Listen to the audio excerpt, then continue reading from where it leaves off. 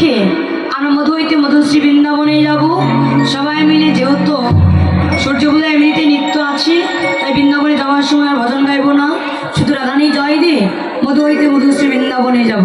সবাই মিলে রাধানী জয় দেবেন। শ্রীমতী রাধানী কি, শ্যামী সুন্দরী কি, ভক্তবিন্দু কি, কমিটি বিন্দু কি, বৃন্দাবন ধামে কি, তাদের তাই বলি।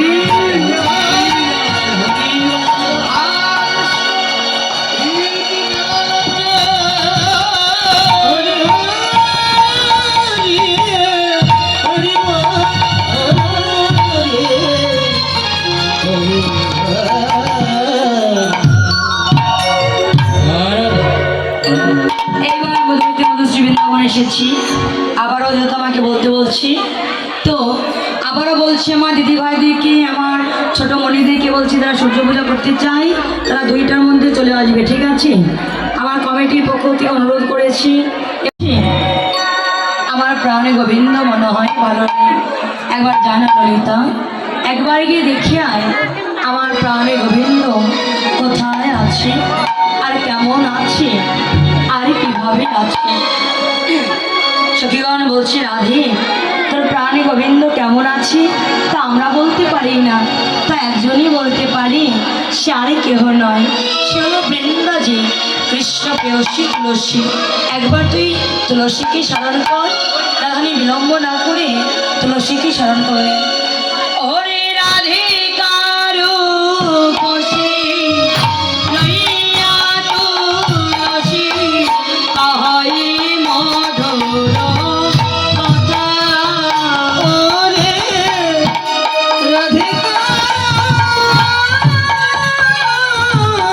কারু খুশি লইয়া তুলসী তাহাই মধুর কথা।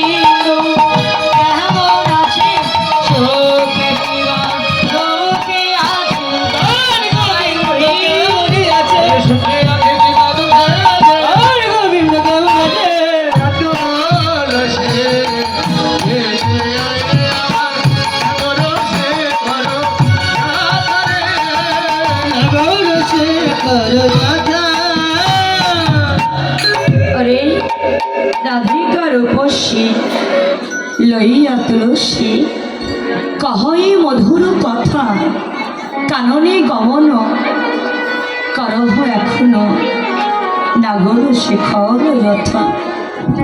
ওরে তুলসী, ওরে কৃষ্ণ প্রেয়সী তুলসী, ওরে বৃন্দাজি, আজ তোকে আমি কেন ডেকেছি জানিস?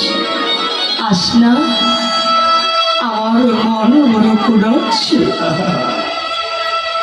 আমার মন বলছে আমার প্রাণ গোবিন্দ মনে হয় ভালো না। কেন না? আমার প্রাণ গোবিন্দ যদি ভালোই থাকিবে, তবে বল তুলসী, আমার মন কেন এমন করে কুড়াচ্ছে? তাই যা তুলসী, একবার কৃপা করে জানা, একবার দেখে আয় আমার প্রাণ গোবিন্দ কেমন আছে, আর কোথায় আছে, আর কিভাবে আছে। যা তুলসী, একবার কৃপা করে দেখি। দর্শনে যাওয়া তো দূরের কথা, তারা আমায় কৃষ্ণ নামটি বদলে বলতে দেয় না। আমি যখন কৃষ্ণ দর্শনে যেতে চাই, ব্রজবাসীগণ আমায় দেখে বলে, ওই জয় রাধে কৃষ্ণ কলঙ্কিনী, ওই জয় রাধে কৃষ্ণ কলঙ্কিনী, ওই জয় রাধে কৃষ্ণ কলঙ্কিনী। তারা যে আমায় কলঙ্কিনী বলে, তাতে আমি কখনো দুঃখ পাই না। কেন জানিস? তারা কলঙ্কিনী বলবার আগে তারা যে আমার মধুর কৃষ্ণ নামটি বদলে বলে। যখন ওই কৃষ্ণ নামটি বদলে বলে, ওই কৃষ্ণ নামটি শ্রবণ করে আমি আমার তাপিত প্রাণে শীতল করে দেইনি। ওরে তুলসী, আমি তোকে একটি প্রশ্ন করি তুলসী, আচ্ছা বলতো তুলসী, এই 84 বৃন্দাবনের মাঝে আমার ভক্তের ঘরে তো কোনো অভাব ছিল না। এই 84 বৃন্দাবনের মাঝে এত ভক্তের ঘরে থাকতে আমার কেন কৃষ্ণবাদিনী ঘরে বসে বল তুলসী? ওই কৃষ্ণবাদিনী ঘরে বসতি দিয়েছে, তাতেও আমার কোনো দুঃখ নাই, জ্বালা নাই, যন্ত্রণা নাই। কিন্তু এই কৃষ্ণবাদিনী ঘরে বসতি দিয়ে আমার গোবিন্দ কেন আমার হৃদয়ে কৃষ্ণ প্রেম ভক্তি দিয়েছে। ওরে তুলসী, আজ আমার হৃদয়ে কৃষ্ণ প্রেম ভক্তি দেবার জন্য আমি যে ঘরেও থাকতে পারি না, আমি যে ঘর থেকে বাইরে যাব, আমি যে তাও যেতে পারি না। ওরে তুলসী রে, তুলসী রে, এখন আমি কোথায়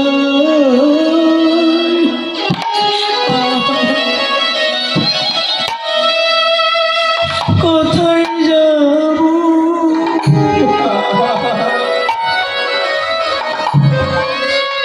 আমি কি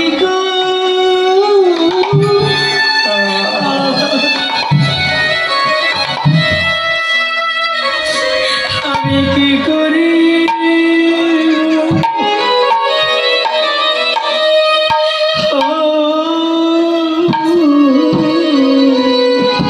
তুলসী রে, তোর গোবিন্দ খেতে দিতে পারি, তুই আমায় কি দিবি? তুলসী, আমার তো দেবার মতো আর কিছু নয়। আমার যা কিছু ছিল